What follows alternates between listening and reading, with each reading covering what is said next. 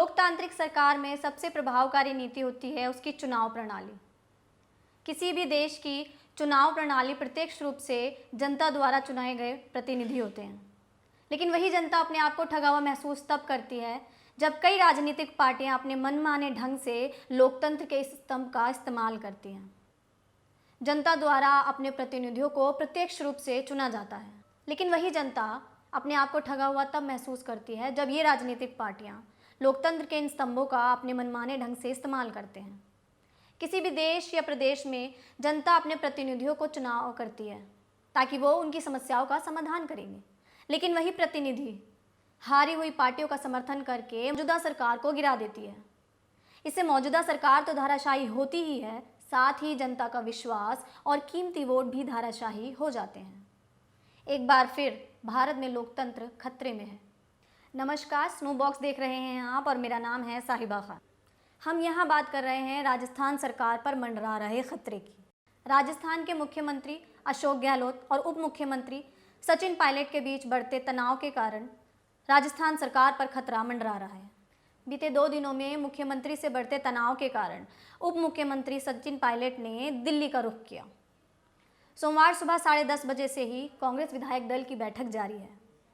अब इस बैठक पर सभी की निगाहें हैं, क्योंकि गहलोत सरकार का भविष्य इसी पर टिका हुआ है। सचिन पायलट और अशोक गहलोत के बीच मतभेद किसी से छुपा नहीं है। साल 2018 में हुए चुनाव में कांग्रेस के जीत के साथ ही सीएम पद को लेकर सचिन पायलट और अशोक गहलोत के बीच मतभेद देखने को मिला था। कांग्रेस आलाकमान ने अशोक गहलोत को मुख्यमंत्री बना दिया था, जबकि सचिन पायलट को उप मुख्यमंत्री पद से ही संतोष करना पड़ा था। राज्य की पुलिस के स्पेशल ऑपरेशन ग्रुप यानी एसओजी की ओर से सरकार गिराने की कोशिशों के आरोप की जांच में मुख्यमंत्री और उप मुख्यमंत्री को पूछताछ का नोटिस जारी होने के बाद से ये तनाव चरम पर पहुंच गया है। दरअसल जून में राज्यसभा चुनाव के वक्त गहलोत ने आरोप लगाया कि कांग्रेस सरकार को गिराने की कोशिश चल रही है। बीजेपी विधायकों को 25-25 करोड़ रुपए दे रही है। जैसा कर्नाटक और मध्य प्रदेश में हुआ, वैसा ही राजस्थान में भी करने की साजिश हो रही है।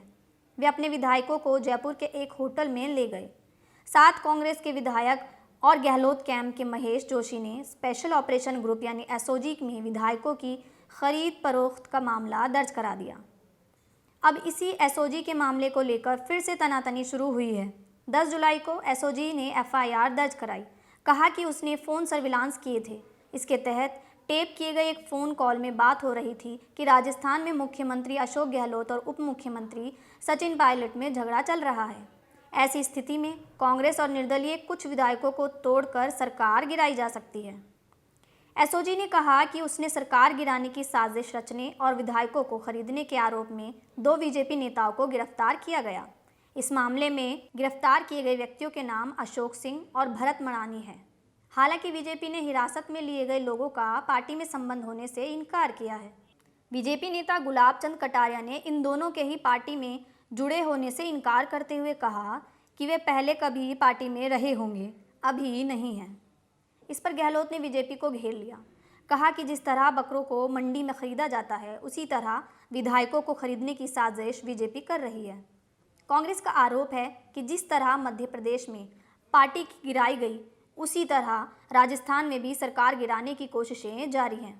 मध्य प्रदेश में सरकार धाराशायी हो गई थी।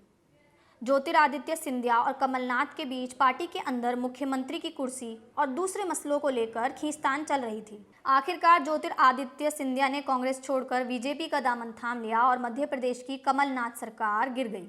ज्योतिरादित्य सिंधिया ने मार्च में मध्य प्रदेश में कांग्रेस छोड़ दी थी, तो 22 विधायक ले गए और कमलनाथ सरकार को गिरा दिया। अब सवाल ये है कि जो मध्य प्रदेश में हुआ, क्या वह राजस्थान में दोहराया जा सकता है? राजस्थान का नंबर गेम कुछ अलग है। 200 विधायकों वाली राजस्थान विधानसभा में कांग्रेस के पास 107 विधायक हैं। इनमें बसपा के 6 विधायक भी शामिल हैं जो अपनी पार्टी छोड़कर कांग्रेस में आए हैं। इसके अलावा प्रदेश के 12-13 स्वतंत्र विधायकों का समर्थन भी गहलोत सरकार को हासिल है। यानी यदि संख्या की बात की जाए तो गहलोत सरकार मजबूत स्थिति में है। 2018 के चुनावों में बीजेपी ने 73 सीटें जीती थी। अभी की स्थिति में कांग्रेस गठबंधन के पास बीजेपी के मुकाबले 48 विधायक ज़्यादा हैं। उसके प्रदेश अध्यक्ष सतीश पुनिया का कहना है ये कांग्रेस का आपसी मामला है। पार्टी आपस में लड़ रही है और इस लड़ाई को सड़क पर ला रही है। बीजेपी का इससे कोई लेना देना नहीं है। केंद्रीय मंत्री गजेंद्र सिंह शेखावत का भी ऐसा ही कहना है। उन्होंने कहा, जो कुछ भी हो रहा है उसके एक्टर, डायरेक्टर और स्क्रिप्ट राइटर अशोक गहलोत ही हैं। गहलोत बीजेपी के कंधे पर बंदूक रखकर चला रहे हैं।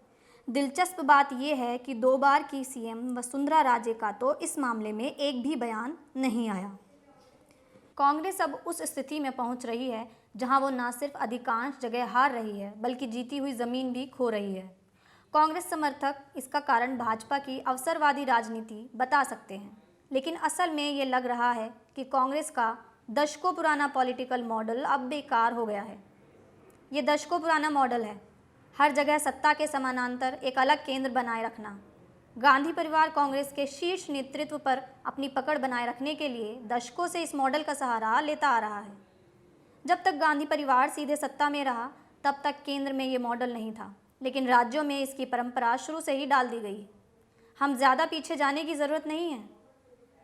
15-20 साल का अपने पड़ोसी राज्यों का इतिहास ही देख लें तो बात समझ में आती है।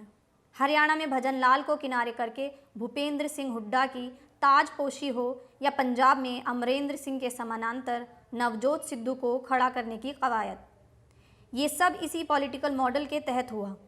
पहले के दौर में ये मॉडल कामयाब भी रहा होगा, लेकिन अब नहीं। अब तो क्षेत्रीय छत्रपों को निपटाने के फेर में कांग्रेस खुद ही निपटती चली गई। उत्तराखंड, मध्य प्रदेश, हिमाचल, आंध्र प्रदेश, सब जगह यही हुआ है। केंद्र में भी जब गांधी परिवार ने खुद बागडोर नहीं संभाली तब नरसिम्हा राव या मनमोहन सिंह को कभी फ्री हैंड नहीं मिला। इनकी सत्ता को चुनौती देने के लिए शरद पवार, अर्जुन सिंह सरीखे नेता खड़े नजर आते थे। राजस्थान में सचिन पायलट की समानांतर सत्ता भी कांग्रेस हाईकमान की रणनीति थी, जो अब उल्टी पड़ती दिख रही है।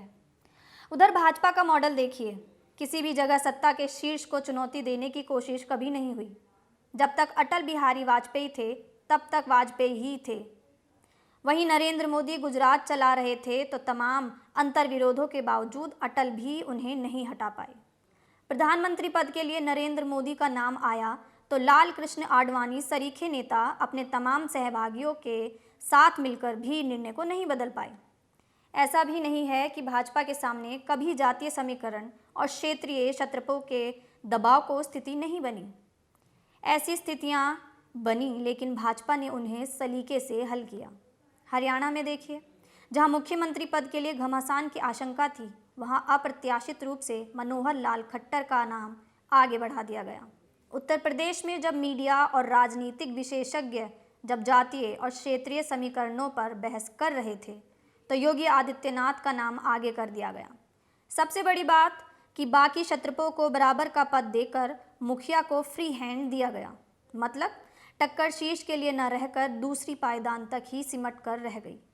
केंद्र में कई बार नितिन गडकरी का नाम उठाया जाता है, मीडिया भी इसे कभी कभी हवा देता है, लेकिन ये समझना ज़रूरी है कि आज की परिस्थितियों में गडकरी नरेंद्र मोदी के लिए चुनौती नहीं है, बल्कि शीर्ष तक पहुंचने के लिए खुद उन्हें अमित शाह और राजनाथ सिंह सरीखे नेताओं की चुनौती का सामना करना है। मतलब टक्कर शीर्ष के लिए नहीं, दूसरे स्थान के लिए है।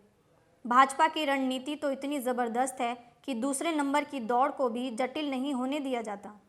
अब देखिए ना, केंद्र में विदेश, वित्त मंत्रालय जैसे महत्वपूर्ण विभाग ऐसे मंत्रियों के पास हैं जो शायद ही कभी नंबर दौड़ में शामिल हों। तो कुल जमा बात यही है कि अन्य पहलुओं की तरह इस पहलू पर भी कांग्रेस को भाजपा से सीखने की ज़रूरत है। सचिन पायलट अपनी थर्ड फ्रंट पार्टी बनाने में लगे हुए हैं और अगर वो थर्ड फ्रंट पार्टी बनाने में सफल रहे तो बीजेपी के साथ मिलकर सरकार बना सकते हैं। लेकिन क्या बीजेपी उन्हें मुख्यमंत्री के रूप में स्वीकार करेगी? हालांकि इन बातों पर खाली अटकलें ही लगाई जा सकती हैं। इस बात में भी कोई दो राय नहीं है कि सचिन पायलट लगातार बीजेपी नेताओं के संपर्क में हैं। सचिन पायलट की थर्ड फ्रंट पार्टी को बीजेपी का समर्थन मिलेगा या नहीं, ये अहम सवाल है। ऐसे और भी कई सवालों के साथ हम आपसे जल्द मिलेंगे। तब तक आप देखते रहिए स्नूप बॉक्स। इस वीडियो को लाइक, शेयर करना ना भूलें।